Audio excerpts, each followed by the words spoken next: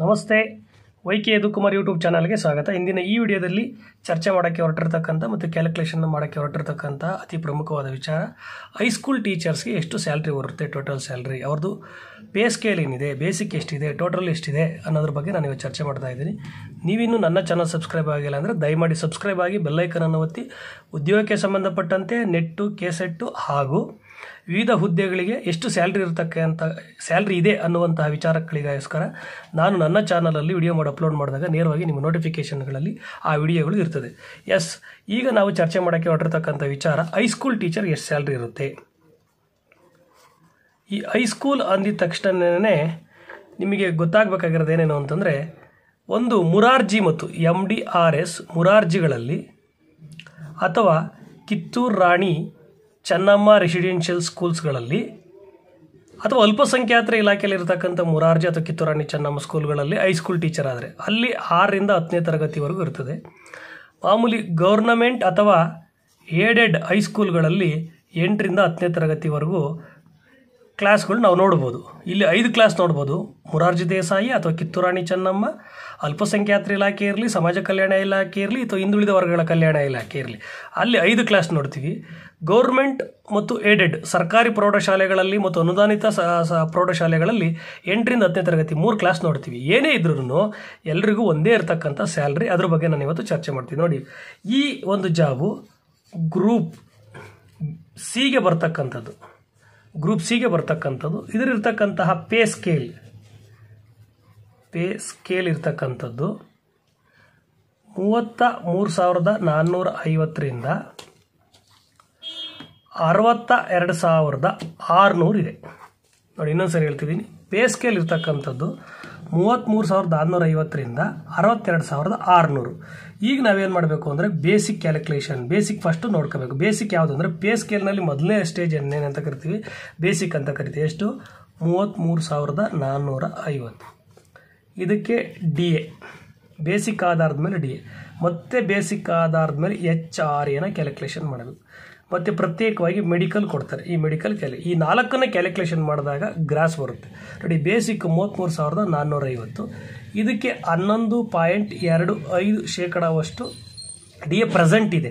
ನೋಡಿ, DA ವರ್ಷಕ್ಕೆ 2 ಬಾರಿ ಹೆಚ್ಚಾಗುತ್ತೆ. ಒಂದ್ಸರಿ ಜನವರಿನಲ್ಲಿ ಮತ್ತು ಜುಲೈನಲ್ಲಿ ಹೆಚ್ಚು ಮಾಡ್ತಾ ಇರ್ತಾರೆ. ಹಾಗಾಗಿ DA ಜಾಸ್ತಿ ಆದಂಗೆ ಗ್ರಾಸ್ ಸ್ಯಾಲ್ರಿ ಏನಾಗ್ತೈತೆ ಅಂದರೆ ಜಾಸ್ತಿ ಆಗ್ತದೆ. ಇದು ಪರ್ಸೆಂಟೇಜ್ ಮೇಲೆ ಡಿಪೆಂಡ್ ಆಗುತ್ತೆ. ನೋಡಿ, ಈಗ ಇರ್ತಕ್ಕಂಥ DA ಕ್ಯಾಲ್ಕುಲೇಷನ್ ಮಾಡೋದು, ಈಗ 11.25% ಐತೆ DA ಅನ್ನೋದಾದರೆ ಇದ್ರ ಕ್ಯಾಲ್ಕುಲೇಷನ್ ನೋಡಿ, ಬೇಸಿಕ್ ಮೇಲೆ ಕ್ಯಾಲ್ಕುಲೇಷನ್ ಮಾಡಬೇಕು. 33,450 ಇಂಟು 11.25 ಡಿವೈಡೆಡ್ ಬೈ 100 ಮಾಡಿದಾಗ ನಿಮಗೆ ಒಂದು ಅಮೌಂಟ್ ಬರುತ್ತೆ. ಅದು DA ಆಗಿರುತ್ತೆ. ಕ್ಯಾಲ್ಕುಲೇಷನ್ ನೋಡಿ, ಇದ್ರ ಪ್ರಕಾರ ನೀವು ಕ್ಯಾಲ್ಕುಲೇಷನ್ ಮಾಡಬೇಕು. ಇದ್ರ ಪ್ರಕಾರ DA 3,763 ರೂಪಾಯಿ DA ಇದೆ. ನೋಡಿ, HRA ನಿಮಗೆಲ್ಲ ಗೊತ್ತಿದೆ, 8% ಇದೆ, 16% ಇದೆ, 24% ಇದೆ, ಡಿಫ್ರೆಂಟಾಗಿ. ಈ HRA ಬಗ್ಗೆ ನಾನು ಹೇಳೋದಾದರೆ ಮೊದಲಿಗೆ ನಾನೇನು ಮಾಡ್ತೀನಿ, 8% ಮಾಡ್ತೀನಿ. ಅದು ಬೇಸಿಕ್ ಮೇಲೆ ಮಾಡೋದು. ನೋಡಿ, 33,450 ಇಂಟು 8 ಡಿವೈಡೆಡ್ ಬೈ 100. ಇದ್ರ ಪ್ರಕಾರ ನಾವು ಕ್ಯಾಲ್ಕುಲೇಷನ್ ಮಾಡಿದಾಗ 2,676 8% ಇರ್ತಕ್ಕಂತಹ ಕೆಲಸ, 8% ಇರ್ತಕ್ಕಂಥ ಪ್ಲೇಸ್ಗಳಲ್ಲಿ ಕೆಲಸ ಮಾಡೋರಿಗೆ ಇಷ್ಟು HRA ಸಿಗುತ್ತೆ. Next 16%, 33,450 into 16 divided by 100. 16% ಇರ್ತಕ್ಕಂಥ HRA ಕೆಲಸ ಮಾಡ್ತಕ್ಕಂಥವ್ರಿಗೆ ಸಿಗ್ತಕ್ಕಂತಹ HRA ಎಷ್ಟು ಅಂದರೆ 5,352 ರೂಪಾಯಿ ಸಿಗುತ್ತೆ. ನೆಕ್ಸ್ಟು 24% ಕ್ಯಾಲ್ಕುಲೇಷನ್ ಮಾಡಬೇಕು. 33,450 ಇಂಟು 24% ಡಿವೈಡೆಡ್ ಬೈ 100. ಇದನ್ನು ಕ್ಯಾಲ್ಕುಲೇಷನ್ ಮಾಡಿದಾಗ 24% ಆದರೆ 8,028 ರೂಪಾಯಿ ಸಿಗುತ್ತೆ. ನೋಡಿ, ಡಿಫ್ರೆಂಟು HRS. ನೋಡಿ, ಈಗ 24% ಹೇಳೋದಾದರೆ 24% HRA ತೆಗೆದುಕೊಳ್ಳೋದು ಕರ್ನಾಟಕದಲ್ಲಿ BBMP ವ್ಯಾಪ್ತಿ, ಬೃಹತ್ ಬೆಂಗಳೂರು ಮಹಾನಗರ ಪಾಲಿಕೆ ವ್ಯಾಪ್ತಿನಲ್ಲಿ ಕೆಲಸ ಮಾಡ್ತಕ್ಕಂತಹ ಶಾಲೆಗಳು. ಅದು MDRS ಇರ್ಬೋದು, ಕಿತ್ತೂರು ರಾಣಿ ಚೆನ್ನಮ್ಮ ಇರ್ಬೋದು, ಗೌರ್ಮೆಂಟ್ ಇರ್ಬೋದು ಅಥವಾ ಏಡೆಡ್ ಹೈಸ್ಕೂಲ್ಸ್ ಇರ್ಬೋದು. ಈ 4 ರೀತಿಯಲ್ಲಿ ಕೆಲಸ ಮಾಡಿದ್ರು ಸೇಮ್ 24% ಕೊಡ್ತಾರೆ. 16% ಎಲ್ಲಿ ಅಂತಂದರೆ ಮಹಾನಗರ ಪಾಲಿಕೆಗಳು ನಮಗೆ ಸುಮಾರು ಬೆಂಗಳೂರು ಬಿಟ್ಟರೆ ಹೊರತುಪಡಿಸಿದ್ರೆ ಒಂದು 10 ಮಹಾನಗರ ಪಾಲಿಕೆಗಳಿಗೆ ಸಿಗ್ತವೆ. ಅದರಲ್ಲಿ ಒಂದು 5 ರಿಂದ 6 ಮಹಾನಗರ ಪಾಲಿಕೆಗಳಲ್ಲಿ ಅದನ್ನ ಕೆಲಸ ಮಾಡ್ತಕ್ಕಂತಹ ಟೀಚರ್ಸ್ಗೆ ಕೊಡ್ತಕ್ಕಂಥದ್ದು 16%. ಇವೆರಡನ್ನೂ ಹೊರತುಪಡಿಸಿ ಉಳಿದಿರ್ತಕ್ಕಂಥ ಎಲ್ಲ ಹಳ್ಳಿಗಳಲ್ಲಿರ್ಬೋದು, ತಾಲೂಕು ಕೇಂದ್ರ ಇರ್ಬೋದು, ಇನ್ನು ಕೆಲವು ಇತರೆ ಜಿಲ್ಲಾ ಕೇಂದ್ರ ಇರ್ಬೋದು, ತಾಲೂಕು ಕೇಂದ್ರ, ಹೋಬಳಿ ಕೇಂದ್ರ, ಇನ್ನೆಲ್ಲ ಕೆಲಸ ಮಾಡ್ತಕ್ಕಂಥವ್ರು ಸಿಗೋದು 8% ಹೆಚ್ಚಾಗಿ. ನೀವು ಎಲ್ಲಿಗೆ ಅಪಾಯಿಂಟ್ ಆಗ್ತೀರಿ ಯಾವ ಪ್ಲೇಸ್ಗೆ ಏನಾದರೂ ಮೇಲೆ ಏನಾಗುತ್ತೆ ಅಂದರೆ ನಿಮ್ಮ ಸ್ಯಾಲ್ರಿಯಲ್ಲಿ ವೇರಿಯೇಷನ್ ಆಗುತ್ತೆ. ನೋಡಿ, ನೆಕ್ಸ್ಟ್ ಇರೋದು ಮೆಡಿಕಲ್ಲು ಕಾಮನ್ ಆಗಿ ಗ್ರೂಪ್ ಸಿ ಹುದ್ದೆಗಳಿಗೆ 200 ರೂಪಾಯಿ ಕೊಡ್ತಾರೆ. ಎಸ್, ಈಗ ನಾವೇನು ಮಾಡಬೇಕು ಅಂದರೆ ಗ್ರಾಸ್ ಅಥವಾ ಟೋಟಲ್ ಸ್ಯಾಲ್ರಿಯನ್ನು ಮಾಡಬೇಕು. ಈಗ ಟೋಟಲ್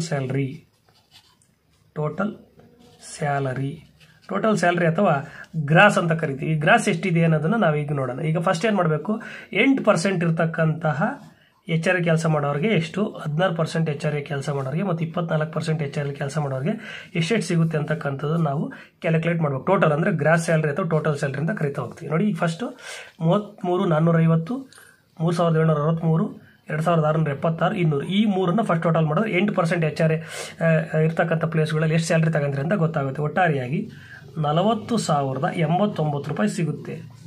ಅಂದರೆ ನೀವು ಕನಿಷ್ಠ ಅಂದರೆ ಹೈಸ್ಕೂಲ್ ಟೀಚರ್ ಅಪಾಯಿಂಟ್ ಆದರೆ ಗ್ರಾಸು ಅಥವಾ ಟೋಟಲ್ ಸ್ಯಾಲ್ರಿ 40,089 ರೂಪಾಯಿ ಬರುತ್ತೆ. ನೆಕ್ಸ್ಟ್ 16% HR ಇರ್ತಕ್ಕಂಥ ಪ್ಲೇಸ್ಗಳಲ್ಲಿ ಕೆಲಸ ಮಾಡ್ತಕ್ಕಂಥವ್ರಿಗೆ ನೋಡಿ, ಇದು 1, 2, 3 ಮತ್ತು 4, ಇದನ್ನು 4 ಕ್ಯಾಲ್ಕುಲೇಷನ್ ಮಾಡಿದ್ರೆ 42,765 ರೂಪಾಯಿ ಬರುತ್ತೆ. ನೆಕ್ಸ್ಟ್ BBMP ವ್ಯಾಪ್ತಿನಲ್ಲಿ ಕೆಲಸ ಮಾಡ್ತಕ್ಕಂತಹ ಟೀಚರ್ಸ್ಗೆ ಕೊಡ್ತಕ್ಕಂತಹ ಸ್ಯಾಲ್ರಿ ನೋಡಿ, ಇದು ಬೇಸಿಕ್ಕು, DA ಮತ್ತು ಇದು 24% HR ಮತ್ತು ಮೆಡಿಕಲ್ ಟೋಟಲ್ ಮಾಡಿದಂಥ ಸಂದರ್ಭದಲ್ಲಿ 45,441 ಸಿಗುತ್ತೆ. ಅಂದರೆ ನೀವು ಕನಿಷ್ಠ 8% ಇರ್ತಕ್ಕಂಥ HR ಪ್ಲೇಸ್ಗಳಲ್ಲಿ ನಿಮಗೆ 40,089 ರೂಪಾಯಿ ಸಿಗುತ್ತೆ. ಅಂದರೆ 40,000 ಸ್ಯಾಲ್ರಿ ನಿಮ್ಗೆ ಸಿಗುತ್ತೆ. BBMP ಬೆಂಗಳೂರು ವ್ಯಾಪ್ತಿನಲ್ಲಿ ನೀವು ಕೆಲಸ ಮಾಡಿದ್ರೆ 45,441 ರೂಪಾಯಿ ಹೈಸ್ಕೂಲ್ ಟೀಚರ್ಗೆ ಸಿಗುತ್ತೆ. ಈಗ ಡಿಡಕ್ಷನ್ಸ್ ಬಗ್ಗೆ ನಾವು ಮಾತಾಡೋಣ. ಏನೇನು ಡಿಡಕ್ಷನ್ಸ್ ಇರ್ತೈತೆ, ಕೆಲವು ಕಂಪಲ್ಸರಿ ಡಿಡಕ್ಷನ್ ಮಾಡಿಸ್ಲೇಬೇಕು. ಡಿಡಕ್ಷನ್ಸ್ ಬಗ್ಗೆ ಮಾತಾಡೋಣ. ಎಸ್, ಕಡಿತಗಳು, ಕಡತ ಅಂದರೆ ಡಾಕ್ಯುಮೆಂಟ್ಸು, ಕಡಿತ ಅಂದರೆ ನಾವು ಏನೇನನ್ನು ಇಡಿಸ್ಬೇಕಾಗುತ್ತೆ, ದುಡ್ಡು ಸ್ವಲ್ಪ ಕಟ್ ಮಾಡಿಸ್ಬೇಕಾಗುತ್ತೆ, ಅದನ್ನ ಬಗ್ಗೆ ನಾವು ಮಾತಾಡೋಣ. ಈಗ ಫಸ್ಟ್ PT ಪ್ರೊಫೆಷ್ನಲ್ ಟ್ಯಾಕ್ಸ್, ವೃತ್ತಿ ತೆರಿಗೆ, ಎಲ್ರಿಗೂ ಗೊತ್ತು, ಇದು 200 ರೂಪಾಯಿ ಇಡಿಸ್ಲೇಬೇಕು. ಅವರು ಯಾವುದೇ ಉದ್ಯೋಗದಲ್ಲಿರಲಿ ಅಷ್ಟು ಇಡಿಸ್ಲೇಬೇಕು ಅವರು.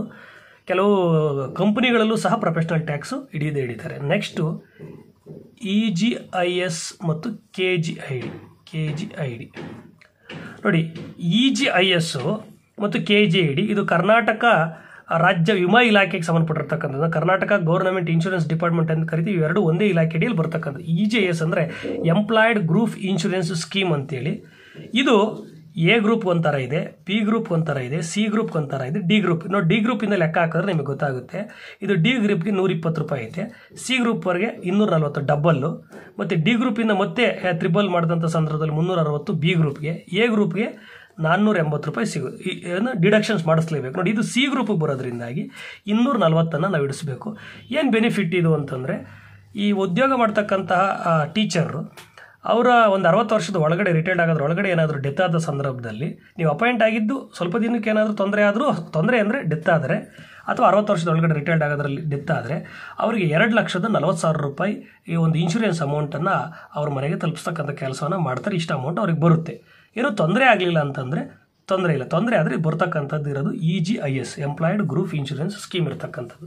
ನೆಕ್ಸ್ಟ್ KGID ಬಂದ್ಬಿಟ್ಟು, KGID ಕ್ಯಾಲ್ಕುಲೇಷನ್ನು ನನ್ನ ಯೂಟ್ಯೂಬ್ ಚಾನಲಲ್ಲಿ YK ಯದುಕುಮಾರ್ ಯೂಟ್ಯೂಬ್ ಚಾನಲ್ಗೆ ನೀವು ಹೋದರೆ ಪ್ಲೇ ಲಿಸ್ಟಲ್ಲಿ KGID EGIS ಹೆಂಗೆ ಮಾಡಿಸೋದು ಅಂತಕ್ಕಂಥ ಎಲ್ಲ ಡೀಟೇಲ್ಸ್ ಸಿಗುತ್ತೆ. ನೀವು KGID ಮಾಡಿಸ್ಬೇಕಾದ್ರೆ ಇಲ್ಲಿ ನೋಡಿ, ಈ ಪೇ ಸ್ಕೇಲ್ ಇದೆಯಲ್ಲ, ಪೇ ಸ್ಕೇಲು ಈ 33,450 ಮತ್ತು 62,600 ಟೋಟಲ್ ಮಾಡಿ 2ರಿಂದ ಡಿವೈಡ್ ಮಾಡಿದ ಏನೋ ಒಂದು ಅಮೌಂಟ್ ಬರ್ತೈತಲ್ಲ, ಆ ಅಮೌಂಟನ್ನು 6.25 ಗುಣಿಸಿ 100 ಭಾಗಿಸಿದಾಗ ಒಂದು ಅಮೌಂಟ್ ಬರುತ್ತೆ. ಅಷ್ಟು KGID ಮಾಡಿಸ್ಬೇಕು. ನೋಡಿ, ಈ ಹೈಸ್ಕೂಲ್ ಟೀಚರ್ಸ್ಗೆ ಇರ್ತಕ್ಕಂತಹ KGID ಎಷ್ಟು ಡಿಡಕ್ಷನ್ ಮಾಡಿಸ್ಬೇಕು ಅಂದರೆ 3,122 ರೂಪಾಯಿ ಮಾಡಿಸ್ಬೇಕು ಮಿನಿಮಮ್. ಇದು ನೋಡಿ, ಇದು ಮಾಡಿಸೋದು ಇಷ್ಟೇ, ಹೆಚ್ಚು ಮಾಡಿಸಂಗಿಲ್ಲ, ಕಡಿಮೆ ಮಾಡಿಸಂಗಿಲ್ಲ. ಇದೂ ಅಷ್ಟೇ, ಹೆಚ್ಚು ಮಾಡಿಸಂಗಿಲ್ಲ, ಕಡಿಮೆನೂ ಮಾಡಿಸಂಗಿಲ್ಲ.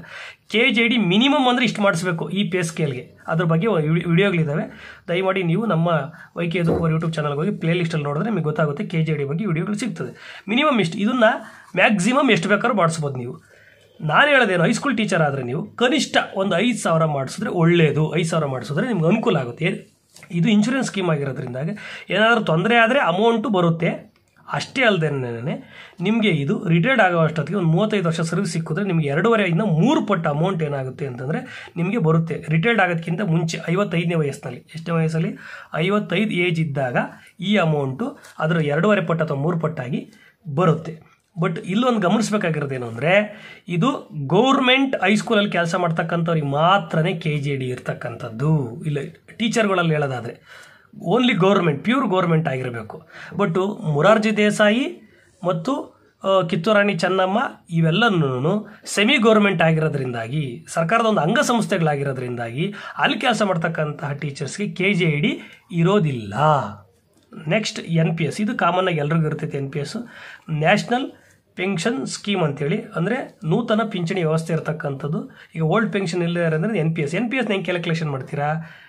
ಬೇಸಿಕ್ಕು ಪ್ಲಸ್ DA ಇದರಲ್ಲಿ 10% ಮಾಡಬೇಕು. ಹೆಂಗೆ ನೋಡೋಣ ನೋಡಿ. ಬೇಸಿಕ್ ಎಷ್ಟಿದೆ? 33,450 ಇದೆ. ಪ್ಲಸ್ DA ಎಷ್ಟಿದೆ? 3,763 ಇದೆ. ಇವೆರಡನ್ನೂ ಆ್ಯಡ್ ಮಾಡಿದಂಥ ಸಂದರ್ಭದಲ್ಲಿ ಅದರಲ್ಲಿ 10% ಏನಾನ ಕ್ಯಾಲ್ಕುಲೇಷನ್ ಆಗೋದಾದರೆ ಬರ್ತಕ್ಕಂಥ ಅಮೌಂಟ್ ಅಂದರೆ ನೀವು ಇಡಿಸ್ಬೇಕಾಗಿರ್ತಕ್ಕಂಥ NPS ಅಮೌಂಟು 3,721 ರೂಪಾಯಿನ ಇಡಿಸ್ಬೇಕು. ಇಷ್ಟು ನೀವು NPS ಅನ್ನು ಇಡಿಸ್ಬೇಕಾಗ್ತದೆ. ಇದು ಮಿನಿಮಮ್. ಬೇಸಿಕ್ಕು ಮತ್ತು DA 10%. ಇದು ಜಾಸ್ತಿ, ಬೇಸಿಕ್ಕು DA ಜಾಸ್ತಿ ಆದಂಗೆ NPS ಇಡ್ಸಕ್ಕಂಥ ಅಮೌಂಟು ಜಾಸ್ತಿ ಆಗೋದು. ಇದು 10% ನೀವು ಇಡಿಸಿದ್ರೆ ಗೌರ್ಮೆಂಟರು ನಿಮಗೆ 14% ಹಾಕ್ಕೊಡ್ತಾರೆ. ನೀವು ಇಡಿಸೋದು 10%, ಗೌರ್ಮೆಂಟರು 14% ನಿಮ್ಗೆ ಹಾಕ್ಕೊಡ್ತಾರೆ. ಎರಡು ಹ್ಯಾಡ್ ಮಾಡಿ ಎಲ್ಲೋ ಒಂದು ಕಡೆ ತೊಡಗಿಸ್ತಾರೆ. ಅದನ್ನು ತೊಡಗಿಸಿ ನಿಮ್ಗೆ 60 ವರ್ಷ ಆದಾಗ ಆ ಅಮೌಂಟನ್ನು ನಿಮ್ಗೆ ಏನು ಮಾಡ್ತಾರೆ? ಕೊಡ್ತಾ ಹೋಗ್ತಾರೆ. ಇದ್ರ ಹೆಚ್ಚಿನ ಮಾಹಿತಿಗಳು ಮುಂದಿನ ದಿನಗಳಲ್ಲಿ ನಾನು NPS ಬಗ್ಗೆ ನೀಡ್ತೇನೆ. ಎಸ್, ಒಟ್ಟಾರೆಯಾಗಿ ಈ ಪ್ರೊಫೆಷನಲ್ ಟ್ಯಾಕ್ಸ್ ಇಡಿಸಲೇಬೇಕು, EJS ಇಡಿಸಲೇಬೇಕು.